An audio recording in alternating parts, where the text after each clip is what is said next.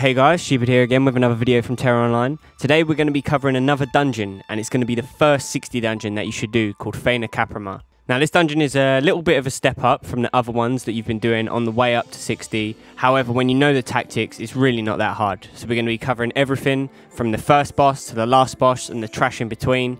So let's get started. So first thing you're going to want to do is you're going to need to find the instance. Now, if you're doing the looking for group thing, that's cool because you instantly get transported there. However, I've had a very bad actually, experience with the LFG at the moment because obviously a lot of people don't know the tactics. So you get in and everyone's like, yo, do you know the tactics? And if anyone says no, they get booted and then everyone leaves and the group disbands and you've just wasted 2 hours. So I'd recommend for the next 2-3 weeks that you go in with a guild group or just people you know, unless you want to waste a lot of time. Anyway, if you want to go there manually, which is the best thing to do, here is how you get there. You can see it here on the map. It's in the jagged coast where all the pirate shit is. However, if you've got the money to support this, I recommend you do it this way. You can buy scrolls from the speciality store, as you can see here on screen, which teleport you directly to the instance. Now, if you're going here for the first time with your group, I recommend you get these scrolls. You're going to be wiping quite a lot, so it's a good idea to get these so you can quickly get back without having to run the 5-minute run. Right, let's get on to the first boss. Now, this boss is not very hard, but it comes down to one key mechanic, and if you screw this up, you are going to wipe and wipe endlessly. Now, as you come into the room, you're going to notice that there's two things. There's the big boss called Logren, who's the person you're going to be killing. He's a Fimbrelisk, and he does all the normal stuff that kind of band would do. And on the left, you notice that there's a person, or a woman, kind of witch thing, up on the balcony. Now, this is what's going to happen. As soon as you start the fight, about 10 seconds in, you'll see these 4 pillars spawn in each corner of the room. They're called red beast controllers. And what you need to do is you need to DPS these down to very low health. So as you can see on screen, I was set to do this job. Now normally the priest or the healer is supposed to do this because in hard mode, supposedly they have to do it. I'm not sure if this is because of a DPS race, but I'm not sure, but they have to do it. So it's a good idea that if you're running with a set guild group that you at least at one time get the priest or the mystic to do it. Now, the key mechanic that I talked about earlier is basically a one shot if you screw it up. So you pretty much want to avoid this happening. So, as you can see on screen, I'm getting the pillars to a low percentage where I can pretty much hit them once more and they will die. Now, the reason why I'm doing this is because a minute into the fight, and then every minute then on till the end of the fight, you'll notice that a emote comes up in the middle of the screen called I shall melt the stone at your feet. So what you want to do here is you want to look to the woman on the platform on the left as you come in. And she's going to actually jump and dive off the platform to the floor. When she hits the floor, she's going to do a damaging ability, which is going to one-shot everyone in the group. Now, the way to stop this happening is to kill one of the pillars when she hits the floor.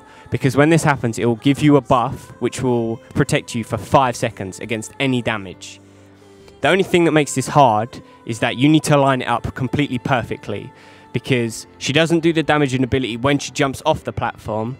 It's when she hits the floor. So, as you can see on screen, this is pretty much when I look at her and go, right, I need to do my last bit of damage now. So I'd recommend attacking the pillar, getting it really low. Whoever's doing it, just get it as low as possible till you know when you can like 1 or 2 shot it. Then, when it comes up to the emote, make sure you get over to the pillar, just fucking attack it and kill it. But you need to always be able to see the NPC who's jumping off the platform at all times. And it is at this sweet spot when she's right near the floor that you want to do it. If you do it early, you're going to wipe. If you do it too late, you're going to wipe. I'd also like to point out at this point that if you have a pug looking for group Slayer, who's an idiot and just runs over to the pillars right at the start and kills 2 of them without knowing what the fuck he's doing, then it is okay to use something like Stone Skin or Death from Above, where you can actually avoid this damage. I'm not going to go over the abilities because you've pretty much killed fucking shitloads of these Fimbrelisk up to this point, and he does the same mechanics as they do. But one thing I would like to say is that it is really beneficial to try and keep the boss in the center of the room.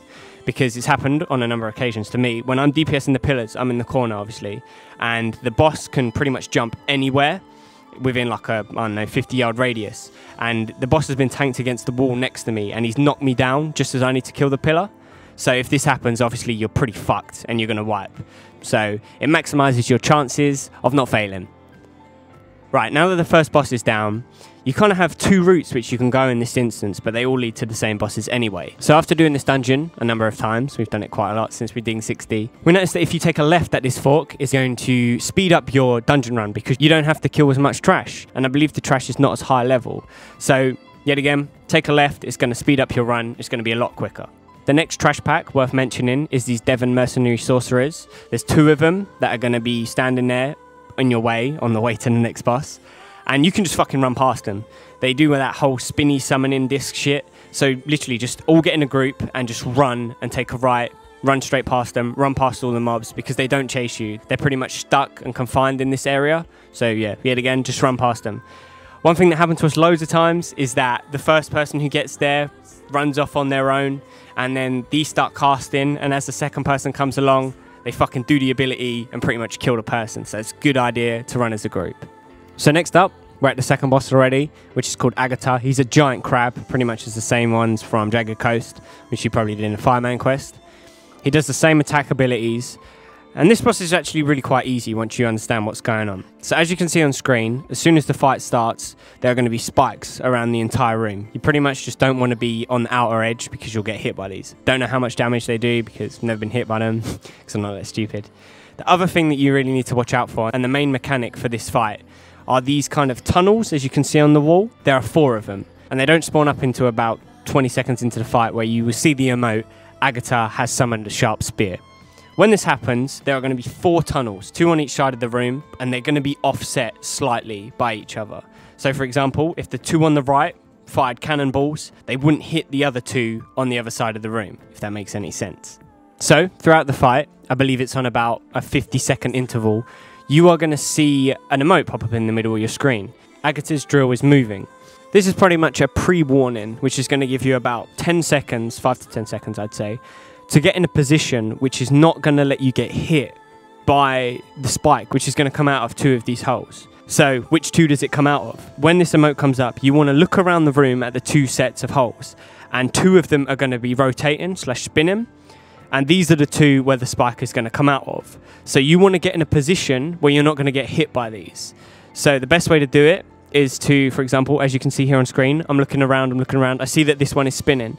I want to offset myself from where that is. So I can easily stand in between the 2 that are spinning, I won't get hit, or simply just go to the left or the right of them. And that's pretty much this mechanic. If you do get hit by it, instant one shot, you're dead. So make sure you don't get hit by it.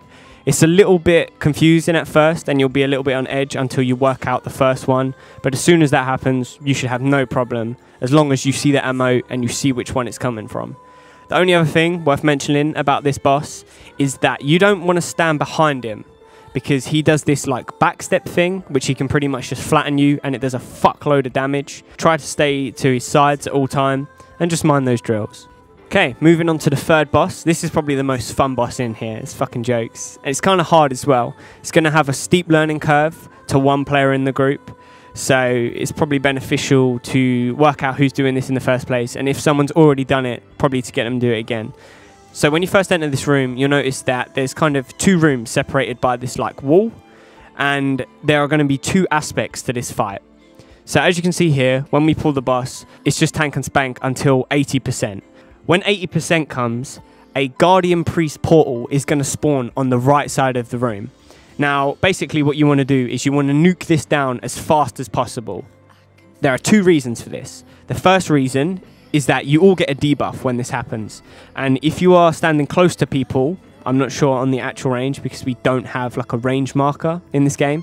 But when you're standing close to people, you are going to be draining their mana. So it's a very good idea to spread out, but also to be in range of this Guardian Priest portal. The reason for this is that you need to DPS it down as soon as possible, because if you don't do it within a certain time, a priest is going to spawn out of that pillar. So you want to get it down before the first one comes out. If the priest does come out, just focus down the pillar, get rid of the pillar, and then kill the priest. Now the priest is kind of strong, and he's going to do a couple of abilities. He's going to do a chain magic attack, as you can see here on screen, which hits like a fucking truck. So if he targets you, use any immunities to stay alive, but just keep DPSing him until he's dead. Now, these pillars are going to spawn every 20%. So obviously 80, 60, 40, 20, and then the boss is dead. And they're going to move between the right side of the room and the left side of the room every time it spawns. So obviously the first one, 80%, right side of the room. The 60% one, left side of the room, and so on. So at the same time with the pillar spawning, the tank is actually going to take quite a lot of damage. So the healer really needs to focus on them. If you don't manage to DPS down the pillar as soon as possible and a priest spawns, there's a good chance that your tank is going to die, or one of the DPS who's getting focused down by the priest is also going to die. So it's a really good idea that, say at 82%, you get all your DPS to move over to that side of the room to make sure they're in range of the priest portal. The reason for this is that as soon as it spawns, boom, you can attack it, you can get it down, and you can kill it before the first priest comes out. If you can do this, your tank's going to stay alive, no one's going to die, and you're all good. Now at 70% and 35%, you're going to see this emote come up in the middle of your screen, which says we have to kill Egrysia to stop the summoning of the meteorite. So when you see this emote, you need to get one player who should be assigned before you start the fight. Probably should have done it before so you can at least see how they're doing it and learn from that experience. But they need to run back through the hole in the wall, back to the first section of the room. When they get there, they are going to see a lot of mobs. There are going to be 4 around the outside of the room. These are priests. And there's going to be their named NPC, Egrysia, in the middle. Now, what they want to do is the priests are going to fire fireballs at them. And they're going to be like locking onto them. So they're going to follow them wherever they go. And what they need to do is they need to hit Egrysia with these fireballs. So, to recap, you're pretty much going to run in that room and you're going to want to try and hit the named NPC in the center of the room with the fireballs. So the best way to do this is to work out which one of the 4 priests has fired their fireball first. So for example, if I see the top right one firing it first and it's going to hit me first, I'm going to move to the bottom left of the NPC, the named NPC. So therefore the fireball will come from the top right, go for me who's in the bottom left, and will hit the named NPC in the middle. Same goes for if the second one's the bottom right, I'm going to go to the top left. So you're pretty much working on opposites to try and make the fireballs hit the named NPC. Now, if you get hit by the fireballs, if you get hit by 2 or 3 of them, you are dead. So if you have a mystic in your group, it's a very good idea to put down all the health balls, the orange balls, in that room before the fight starts. So if the person does get hit, then they can just pick up the orbs and they're good to go. Now, if the person in that room does it perfectly, they can kill Egrysia before she does her ability. And if they don't, then you're going to see this ability as you can see here on screen. When she casts this, you are pretty much going to get hit by it. There's not much you can do. If you have any immunities, such as Stone Skin, Death from Above, then here is a great time to use them. Otherwise, you're going to get hit. You can dodge them, but as you can see here, it's shitfest and it is covering the entire room. So make sure that the person who's doing the first room knows what they're doing, can get this tactic sorted, and you won't actually get any of this AoE shit. So from here on out, it's just rinse and repeat. You've got the pillars every 20%, and you've got this special tactic with the fireballs at 70% and 35%.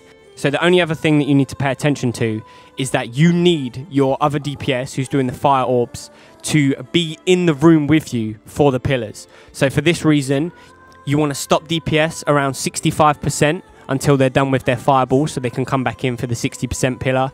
And the same goes again with the 20% pillar. You're going to want to wait for them to finish the 35% fireballs, come back into the room, and then continue with the 20% pillar. So yet again, stop your DPS about 65% and probably about 25% as well.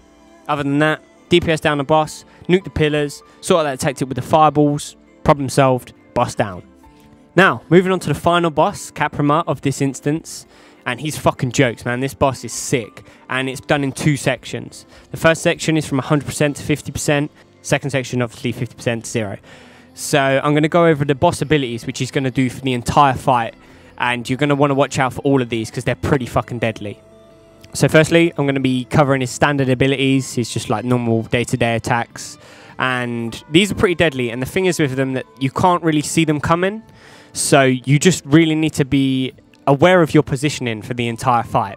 As you can see here on screen, the first one I want to cover is this kind of like flame line that he does in front of him.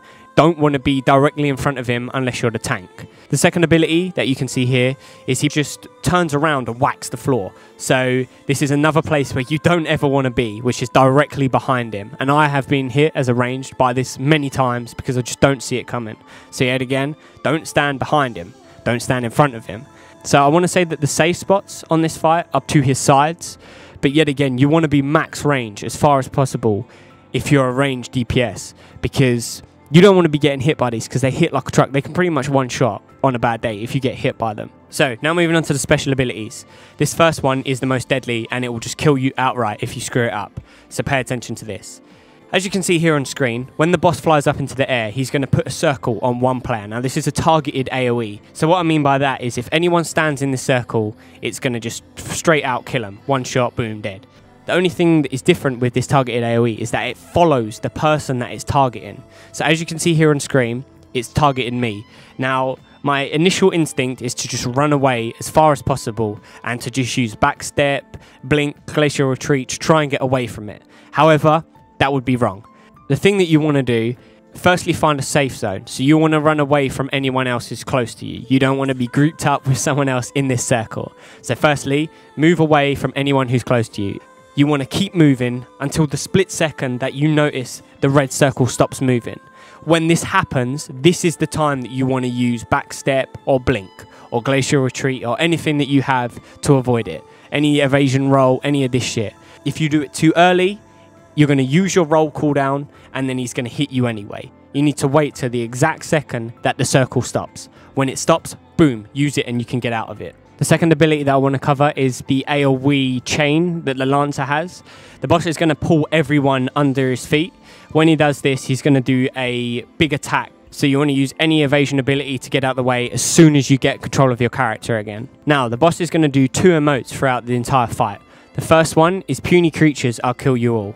When he does this, he's going to put down like a pentagram on the floor and you just want to run out of this. The thing with this one is that the AoE on the floor is the actual AoE damage. So the ring that you see, step outside that and you won't get hit. However, this second emote is a lot different and it's very deceiving on its AoE on the floor. So when you see the emote, you are mythliest compared to my might. He's going to put down the same pentagram on the floor and the same amount of AoE, the circle is the same size. However, you're going to want to run really far away. It's going to be like 2 times the size of the AoE on the floor. Okay, now we've dealt with the first 50%, we'll go into the slightly harder and more buggy, I want to say, because it's fucking bugged out bare times when we've been playing. The second part of the fight. So from 50% to 0%, every 10%, he's going to spawn a runic obelisk in the middle of the room.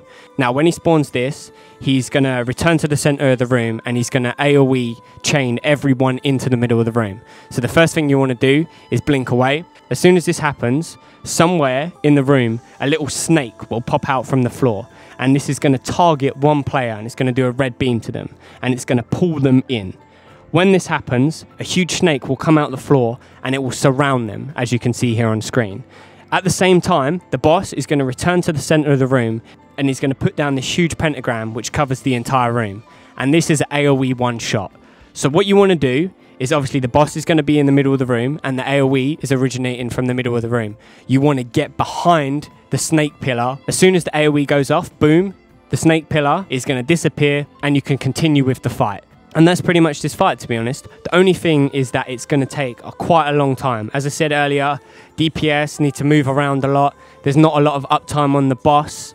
There's a lot of stuff which can go wrong. People can die. So you can pretty much get away with sleeping the boss, stunning the boss, kiting the boss, getting that person back up and continuing on with the fight.